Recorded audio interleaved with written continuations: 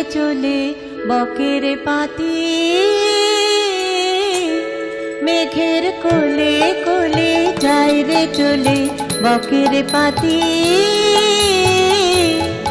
ওরা ঘর ছাড়া, ওরা ঘর ছাড়া, ওরা ঘর ছাড়া মোর মনের কথা যায় বুঝি ওই গাঁথি গাঁথি। ঘর ছাড়া মোর মনের কথা যায় বুঝি ওই গাঁথি গাঁথি। মেঘের কোলে কোলে যায় রে চলে বকের পাতি।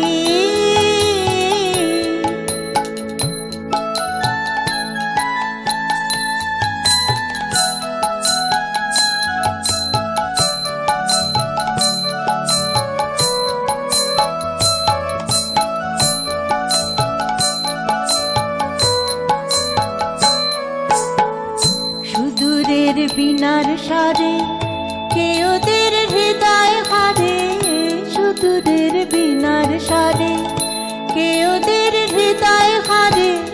দুরাশার দুঃসাহসে উদাস করে, দুরাশার দুঃসাহসে উদাস করে। সে কোন উধাও হাওয়ার পাগলামিতে পাখা ওদের ওঠে মাটি। উধাও হাওয়ার পাগলামিতে পাখায় ওদের ওঠে মাটি। মেঘের কোলে কোলে যায় রে চলে বকের পাতি।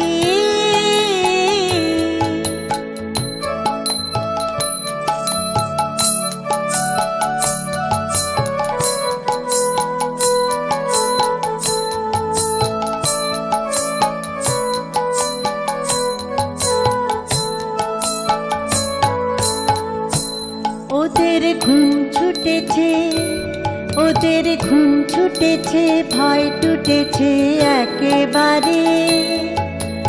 অলক্ষেতে লক্ষ্য ওদের পিছন পানে তাকায় না রে। অলক্ষেতে লক্ষ্য ওদের পিছন পানে তাকায় না রে। যে বাসা ছিল জানা সে ওদের দিল হানা, যে বাসা ছিল জানা সে ওদের দিল হানা। না জানার পথে ওদের নাই রে মানা, না জানার পথে ওদের নাই রে মানা। ওরা দিনের শেষে দেখেছে মনোহরণ আধার রাতি। দিনের শেষে দেখেছে মনোহরণ আধার রাতি। মেঘের কোলে কোলে যায় রে চলে বকের পাতি। ওরা ঘর ছাড়া, ওরা ঘর ছাড়া মোর মনের কথা যায় বুঝি ওই গাঁথি গাঁথি। মেঘের কোলে কোলে যায় রে চলে বকের পাতি। মেঘের কোলে কোলে যায় রে চলে বকের পাতি।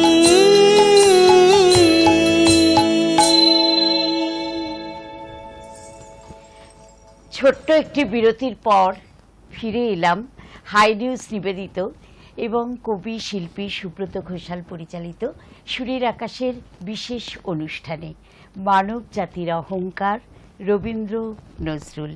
আপনারা দেখছেন যে বিরতির পরে কিন্তু দুজন নতুন শিল্পী বন্ধু আমাদের সঙ্গে যোগ দিয়েছেন। তাদের সঙ্গে আমরা একে একে পরিচিত হয়ে নিই।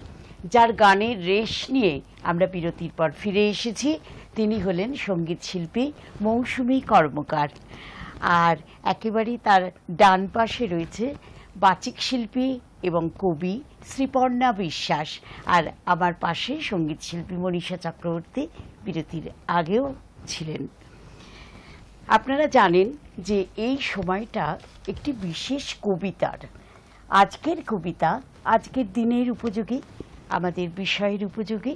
কবিতার নাম সার্থকতা, রচনা কবি শিল্পী সুব্রত ঘোষাল।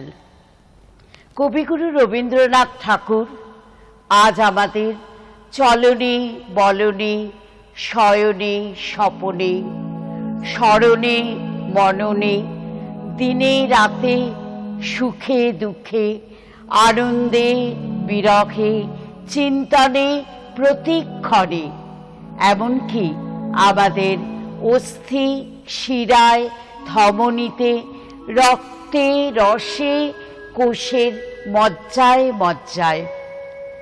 এই বিশ্ব চরাচরে যারা আপন আলোয় আলোকিত, যারা নিজ প্রতিভার পূর্ণাকাশে নক্ষত্র বাসরে উজ্জ্বল জ্যোতিষ্ক রূপে চিরপ্রদীপ্ত, প্রজ্বলিত, উদ্ভাসিত, বিকশিত, একদিন তারাই হয়ে ওঠেন সমগ্র মানব জাতির আদর্শ পথপ্রদর্শক, হয়ে ওঠেন সমাজের ধারক, বাহক, রূপকার এবং কর্ণধার।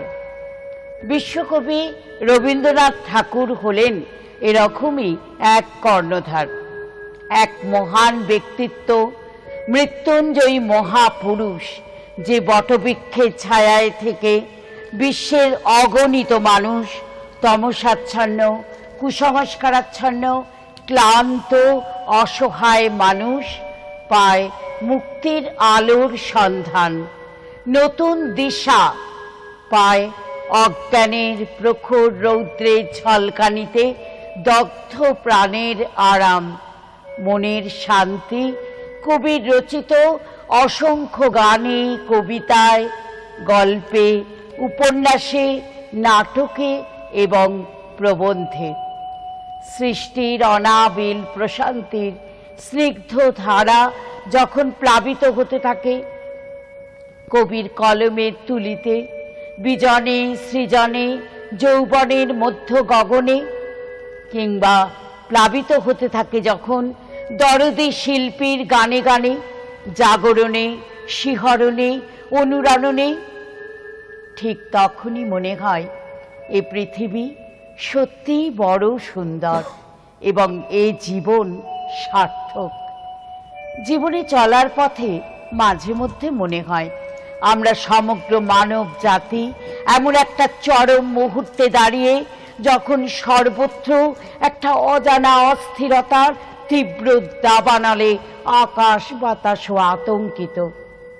সুস্থ সংস্কৃতি যখন সে তার আপন ঐতিহ্যকে হারিয়ে পথভ্রান্ত, জীর্ণ, জরা, ধূসর, চক্রান্ত যখন সব কিছুকে টুকরো টুকরো করতে চলেছে, সব কিছুকে অকারণে গ্রাস করতে চলেছে, ঠিক তখনই আমাদের সকলের উচিত সুস্থ সংস্কৃতির যা কিছু গর্বের, যা কিছু মহৎ, নিজ নিজ সুকর্মের মধ্য দিয়ে নিজ অন্তর্নিহিত সুপ্ত প্রতিভার পূর্ণ বিকাশ ঘটিয়ে সত্যম, শিবম, সুন্দরমের পথে এগিয়ে যাওয়া। এই পৃথিবীর সকল বিরল প্রতিভার পথ অনুসরণ করা, তাদের সৃষ্ট সকল সৃজনশীলতাকে প্রকৃত সম্মান দেওয়া, তাদের সকল অসম্পূর্ণ কাজকে সম্পূর্ণ করা, এমনকি ঘরে বাইরে শত বাধা এলেও সর্বতোভাবে সেগুলিকে প্রতিহত করা। তবেই ঘটা করে মহান ব্যক্তি সকলের জন্মদিন ও মৃত্যুদিন পালনের সার্থকতা। নইলে হাজার অনুষ্ঠানের মধ্যে দিয়েও কিংবা লক্ষ মানুষের উপস্থিতিতেও হয় না কোনো সার্থকতা, এবং তবেই না আমরা প্রকৃত মানুষ।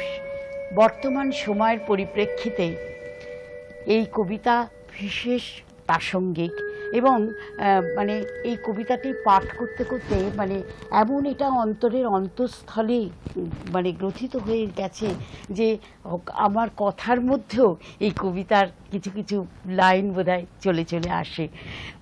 আমার পাশেই আমার শিল্পী বন্ধুরা রয়েছেন, তাদের কাছে একটু জেনে নিই যে তাদের কবিতাটি কেমন লাগলো। একটা ফ্রি ফ্লোর মতো পুরো কথাগুলো যেন মনের সবগুলো কথা ছোট ছোট করে একটা গানের সুরের মধ্যে যেরকম একটা ভাব থাকে, এটার মধ্যে যেন একটা ভাব, অনেকক্ষণ ধরে যেন একটা ফ্রি ফ্লো, শান্ত হয়ে গেল মনটা শুনে। সত্যি। মৌসুমী? সুব্রতদার লেখা এত মিষ্টি এবং মানে একদম নরম, যেটা বললো এইমাত্র, একদম আমি সহমত, মানে একদম সুন্দরভাবে যেন গড়িয়ে গড়িয়ে যাচ্ছে, একদম হৃদয়কে টাচ করে যাচ্ছে, ছুঁয়ে ছুঁয়ে যাচ্ছে। শ্রীপর্ণা? আমি আর নতুন করে কি বলবো, সুব্রতদার সব কবিতার মতো এই কবিতাটাও আমাদের যেন একদম আলাদা করে একদম মহাবিষ্ট করে রেখে দিয়েছে। একেবারে খুব সুন্দর একটা কবিতা। এরপর শ্রীপর্ণার কবিতায় যাই। আমি আজকে যেটা পাঠ করতে চলেছি সেটা খুবই স্বল্পশ্রুত কবিতা নজরুলের প্রবর্তকের ঘুরচাকায়। যায় মহাকাল মূর্ছা যায় প্রবর্তকের ঘুরচাকায়, প্রবর্তকের ঘুরচাকায়। যায় অতীত কৃষ্ণকায়, যায় অতীত রক্ত পায়, যায় মহাকাল মূর্ছা যায় প্রবর্তকের ঘুরচাকায়, প্রবর্তকের ঘুরচাকায়। যায় প্রবীণ চৈতি বায়, আয় নবীন শক্তি আয়, যায় অতীত যায় পতীত, আয় অতীত আয় রে আয়, বৈশাখী ঝড় সুর হাঁকায় প্রবর্তকের ঘুরচাকায়, প্রবর্তকের ঘুরচাকায়। ওই রে দিক চক্রেকার বক্রপথ ঘুরচাকার, ছুটছে রথ চক্রঘায়, দিক বিদিক মূর্ছা যায়, কোটি রবি শশী ঘুর পাকায় প্রবর্তকের ঘুরচাকায়, প্রবর্তকের ঘুরচাকায়।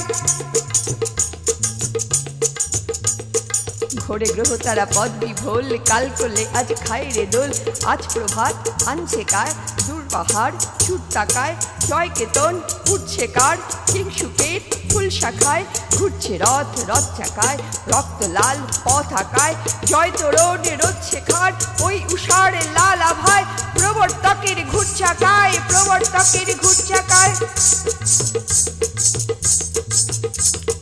গর্জে ঘোর ঝড় তুফান, আয় কঠোর বর্তমান, আয় তরুণ আয় অরুণ, আয় দারুণ দৈন্যতায়, ওই যে অভয় হাত দেখায় রামধনুর লাল শাখায় প্রবর্তকের ঘুরচাকায়, প্রবর্তকের ঘুরচাকায়। বর্ষ সতী স্কন্ধে ওই নাচছে কাল থইতা থই, কইসে কই চক্রধর, ওই মায়ায় খণ্ডকর, সব মায়ায় শিবতে যায় ছিন্ন কর, ওই মায়ায় প্রবর্তকের ঘুরচাকায়, প্রবর্তকের ঘুরচাকায়, প্রবর্তকের ঘুরচাকায়, প্রবর্তকের ঘুরচাকায়, প্রবর্তকের ঘুরচাকায়। আহা আহা, আর সত্যি মানে কবিগুরু রবীন্দ্রনাথ ঠাকুরই বলো আর কাজী নজরুল ইসলামই বলো, দুজনেরই কাব্যের বৈচিত্র্য আর সঙ্গীতের বৈচিত্র্য একেবারে নব নব ভাবে পরিপূর্ণ, তাই না? এরপর আমরা শিল্পী মৌসুমী কর্মকারের কাছে একটি গান শুনব। কৃষ্ণ কলি আমি তারে বলি, কালো তারে বলে গায়ের লোক, মেঘলা দিনে দেখেছিলেম মাঠে, ও কালো মেয়ে কালো হরিণ চোখ, ঘোমটা মাথায় ছিল না তার মোটে,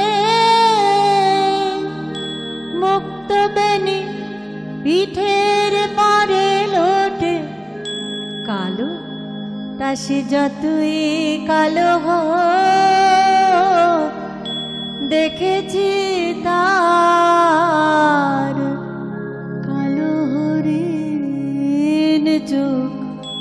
কৃষ্ণ কলি আমি তারে বলি,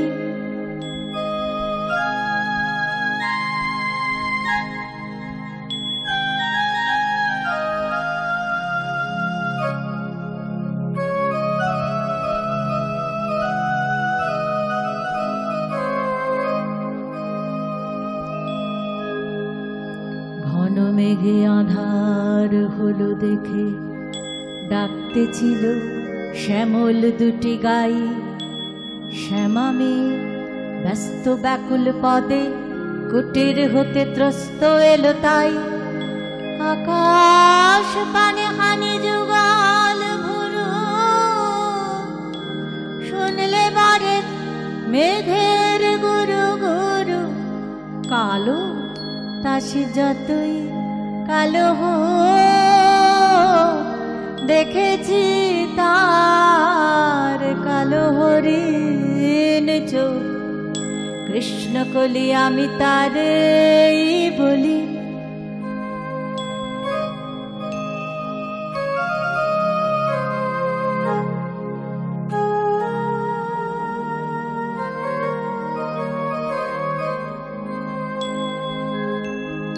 পূবে বাতাস এলো হঠাৎ ধে ধানের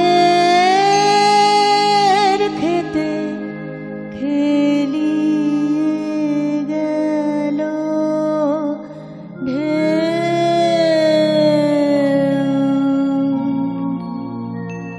আলের ধারে দাঁড়িয়েছিলেন একা, মাঠের মাঝে আর ছিল না কে। আমার পানে দেখলে কিনা যে আমি জানি, আর জানে সেই মেয়ে কালো, তা সে যতই কালো হোক দেখেছি তার কালো হরিণ চোখ কৃষ্ণ কলি আমি তারে বলি।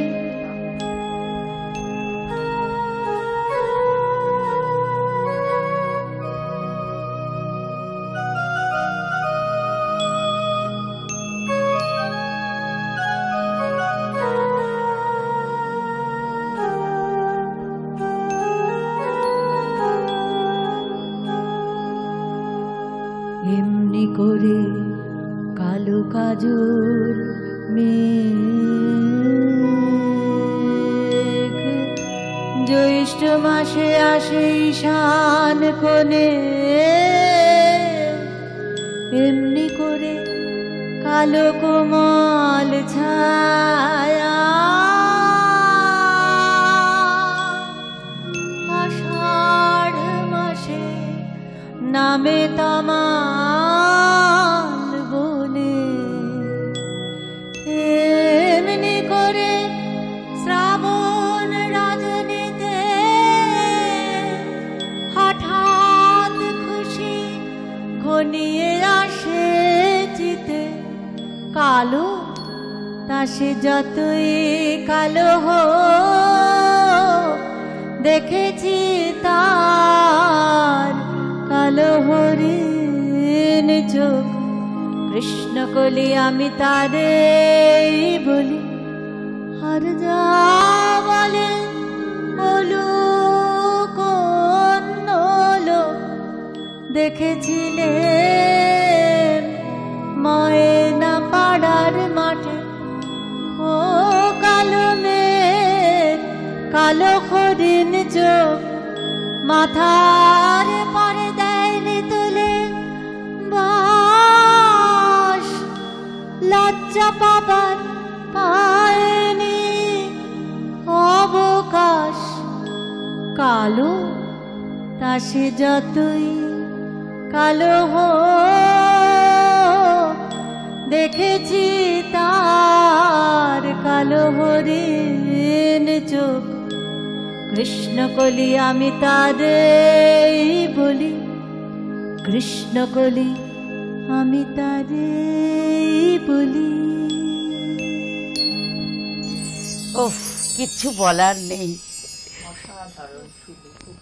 মানব জাতির অহংকার রবীন্দ্র নজরুল, হাই নিউজ নিবেদিত এবং কবি শিল্পী সুব্রত ঘোষাল পরিচালিত সুরের আকাশের আজকের এই বিশেষ অনুষ্ঠান থেকে নেব একটা ছোট্ট বিরতি, কিন্তু সঙ্গীত শিল্পী মনীষা চক্রবর্তীর গানের রেশ নিয়ে আমরা বিরতিতে প্রবেশ করব।